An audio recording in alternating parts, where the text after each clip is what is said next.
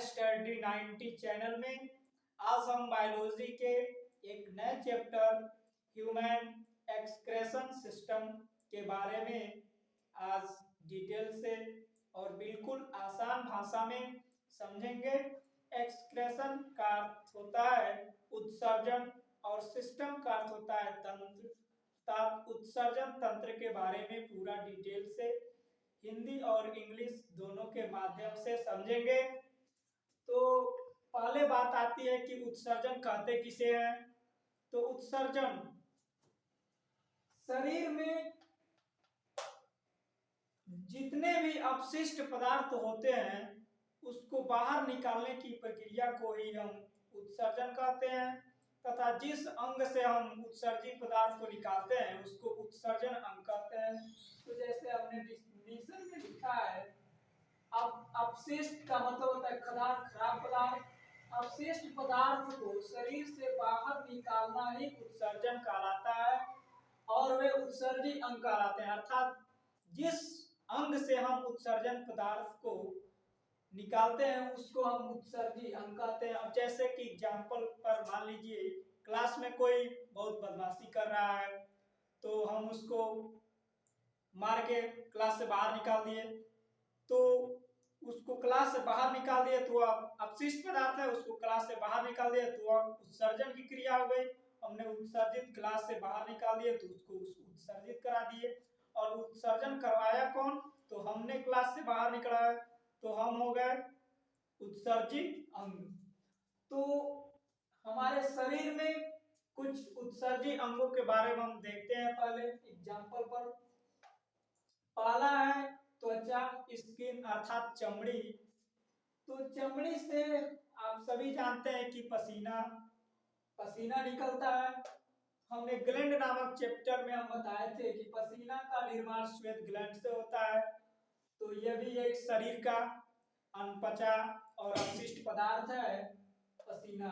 और सीबम, यह सोने के समय रात में नाक पर पाया जाता है। सीबम यह एक तैलीय पदार्थ होता है। और उसके बाद से नमक। तो आप लोग गर्मी के मौसम में देखते हैं जब गर्मी हो जाता है तो शर्ट पर सफेद टाइप का नमक के जैसा धब्बा पड़ जाता है तो उसको ये कहते हैं नमक। तो इस तरह से त्वचा से निकलने वाले उत्सर्जन पदार्थ के बारे में देखें। अब दूसरे नंबर पर है लंग्स अर्थात फेफड़ा। तो फेफड़े से आप सभी जानते हैं कि सांस लेना या सांस छोड़ने का काम किया जाता है। तो ऑक्सीजन हम अंदर ग्रहण करते हैं और CO2 को गैस को बाहर निकालते हैं। तो CO2 गैस आया कहाँ से? तो फेफड़ा से बाहर निकलता है। तो इस तरह से हमारा उत्सर्जन तंत्र हो गया फेफड़ा, जिससे कि CO2 गैस बाहर निकलता है। और वाष्प, आप लोग ठंडी के मौसम में देखिएगा तो मुंह से भाप निकलता है, उसी को हम कहते हैं वाष्प। और बलगम जैसे कि खेखार थूक जो फेफड़े पर जमा रहता है उसी को हम बलगम कहते हैं। तो जैसे कि आप लोग देखते हैं कि बूढ़े लोग जो होते हैं हम कहते हैं तो उससे कि हम तो आप लोग वो प्रेशर आया कहाँ से? फेफड़ा से। फेफड़ा प्रेशर मारता है तो बलगम बाहर निकलता है। और उसके बाद है बड़ी आंत अर्थात इंटेस्टाइन जो होता है अनपचा भोजन अर्थात काई। तो पाचन क्रिया में सबसे लास्ट स्टेज पर आता है बड़ी आंत के बाद भोजन का पाचन में शोषण खत्म हो जाता है तथा उसके बाद जो अनपचा भोजन काइल, ये लैट्रिन का एक रूप है। लैट्रिन को ही हम काइल कहते हैं।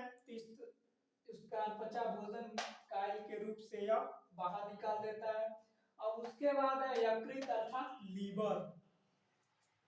अब लीवर है जो अमोनिया को यूरिया में परिवर्तन कर देता है। अब देखिए हमारे शरीर में एक बहुत खतरनाक पदार्थ बनता है अमोनिया। अब उसको कम खतरनाक पदार्थ में यूरिया में बदल देता है तथा अब पांचवें नंबर पर ब्रिक अर्थात किडनी।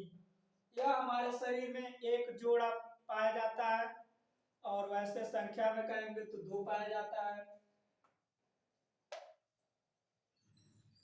यह यूरिया,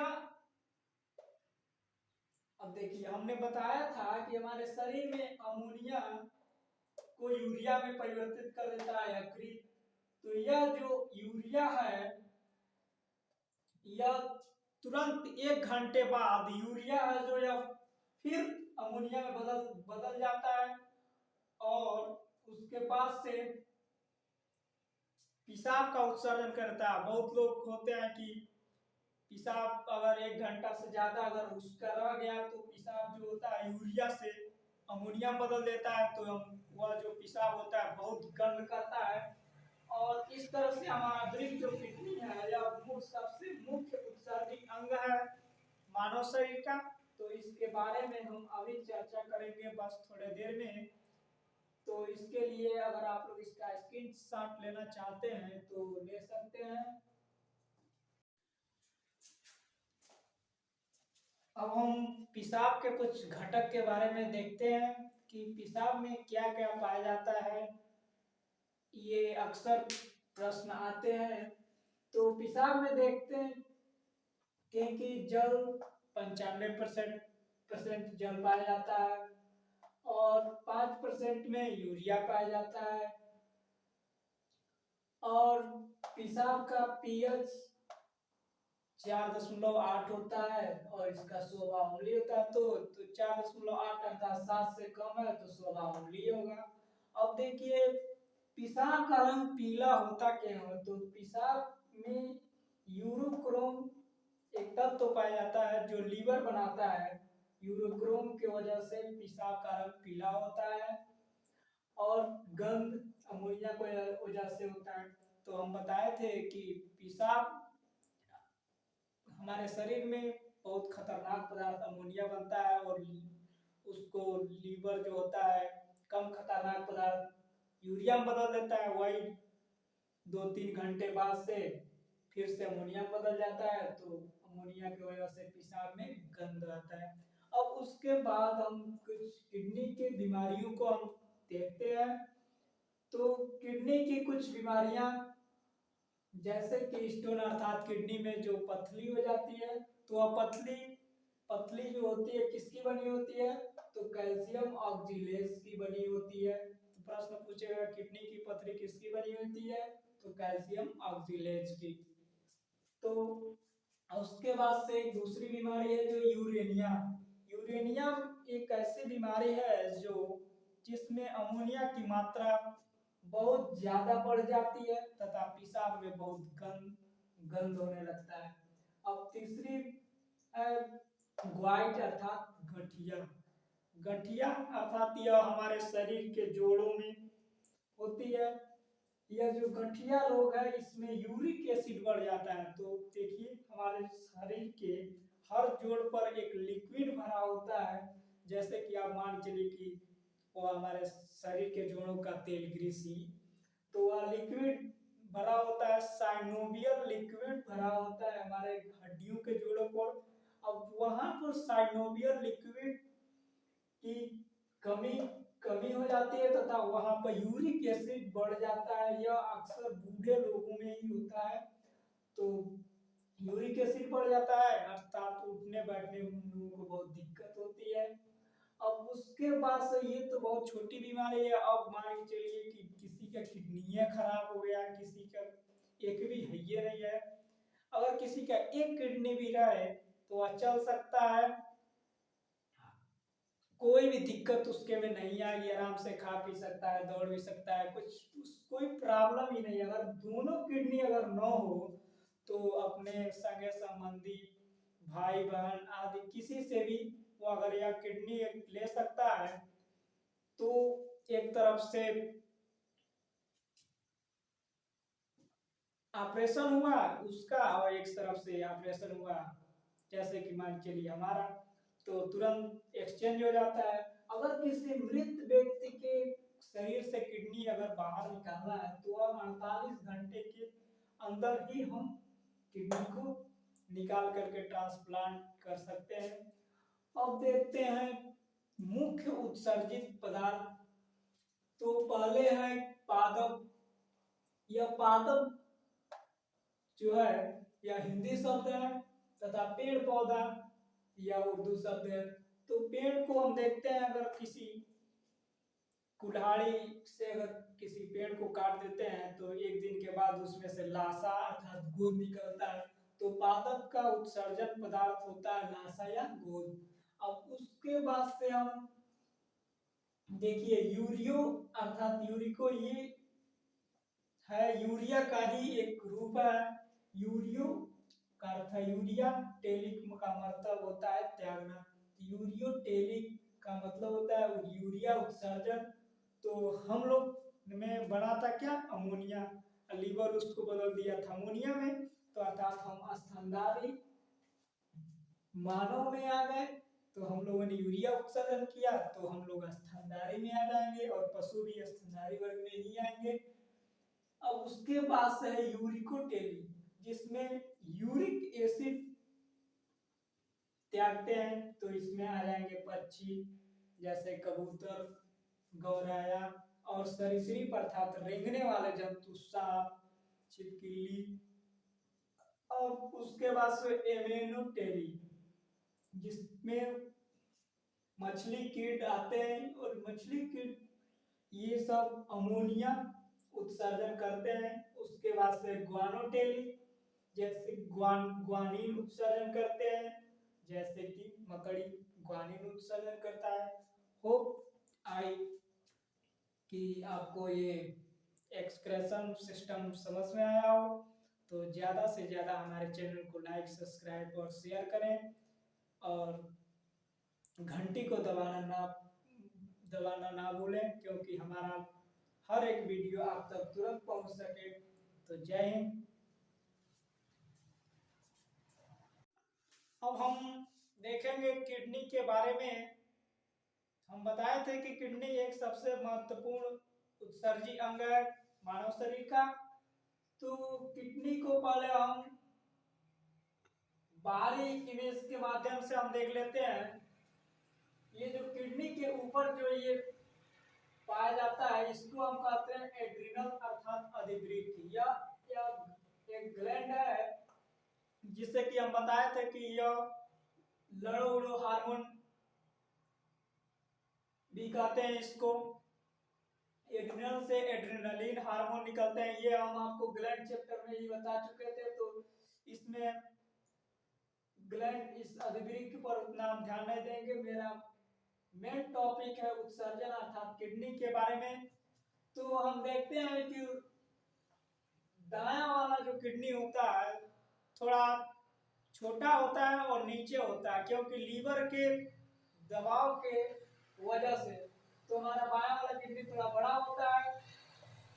और किडनी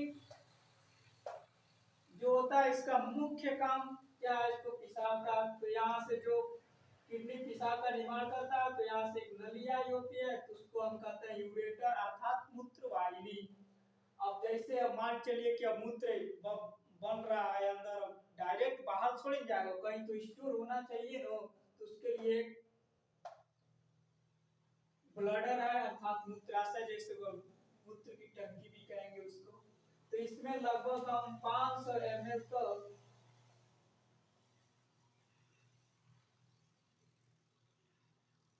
500 ml तक मूत्र हम स्टोर कर सकते हैं।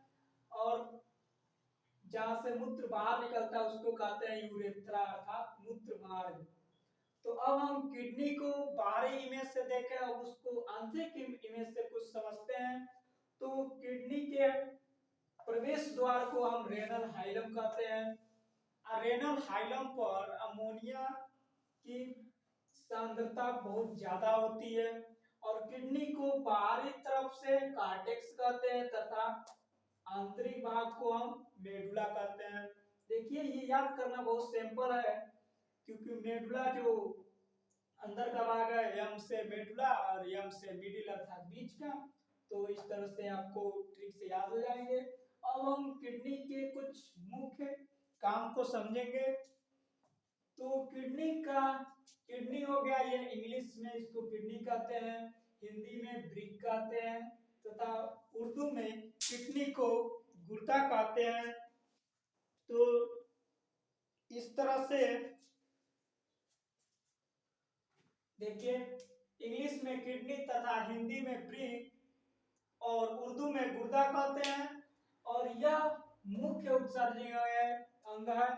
तो हम जानते हैं कि मानव शरीर का सबसे मुख्य उत्सर्जक अंग किडनी अर्थात ब्रिक है। अब यह देखिए, यह रक्त को छानता है। यह केवल किडनी जो है केवल रक्त को छानने का काम करता है। यह शुद्धिकरण का काम कब होगा? जब ऑक्सीजन की अवस्था में जब रक्त का शुद्धिकरण तो लंग्स करता है। किडनी जो होता है केवल रक्त को छानने का काम करता है और शुद्धिकरण फेफड़ा करता है। अब यह पेशाब का निर्माण करता है। तो किडनी का तो मुख्य काम है पेशाब का निर्माण करना। और एसिड एंड बेस अर्थात अम्ल और क्षार को भी नियंत्रित करता है। अच्छा, हम कह सकते हैं कि पीएच, हमारे शरीर में पीएच वैल्यू को कौन नियंत्रित करता है? तो किडनी, क्योंकि पीएच में इस एसिड का 7 से कम तथा क्षार में 7 से अधिक होता है। तो इस तरह से पीएच मान या एसिड एंड बेस भी कह सकते हैं। और यह देखिए, जहर को निष्क्रिय कर देता। अगर क्वेश्चन आया तो जहर देकर मारेंगे किसी व्यक्ति को तो सबसे पहले क्या खराब होगा?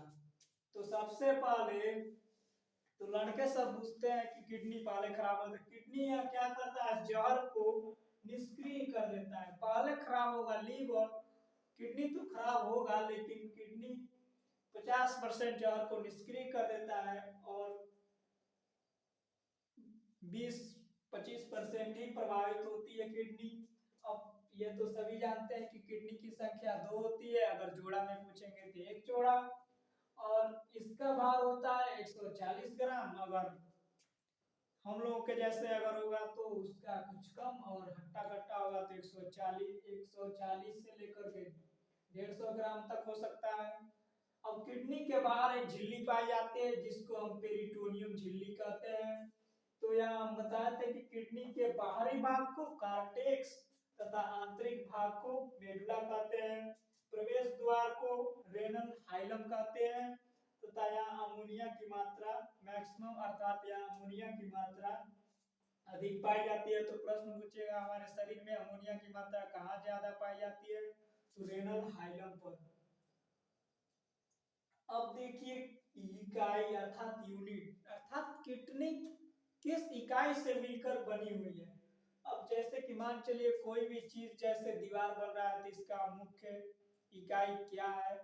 तो ईंट है, बालू, गिट्टी, छड़, सीमेंट, तभी तो ये मकान बन करते हैं। इसी तरह से इसका मेन इकाई है नेफ्रॉन। हमारे शरीर में 8 लाख के लगभग नेफ्रॉन पाए जाते हैं। इसी से हमारे किडनी का निर्माण होता है। अब इसके बाद से हम नेफ्रॉन के बारे में अभी समझेंगे। तब तक आप लोग इसका स्क्रीनशॉट लेना चाहते हैं तो ले सकते हैं। अब ये जो सबसे नेफ्रॉन के सबसे ऊपरी मुंह पर जो पाई जा रही है उसको ग्लोमेरुलस कहते हैं तथा उसके बाद वाले भाग को वुमेन संपुट या वुमेन कैप्सूल कहते हैं। और उसके बाद से नेफ्रॉन की नलिकाएं जो होती है वो होती है। तो पहले देखते हैं ग्लोमेरुलस।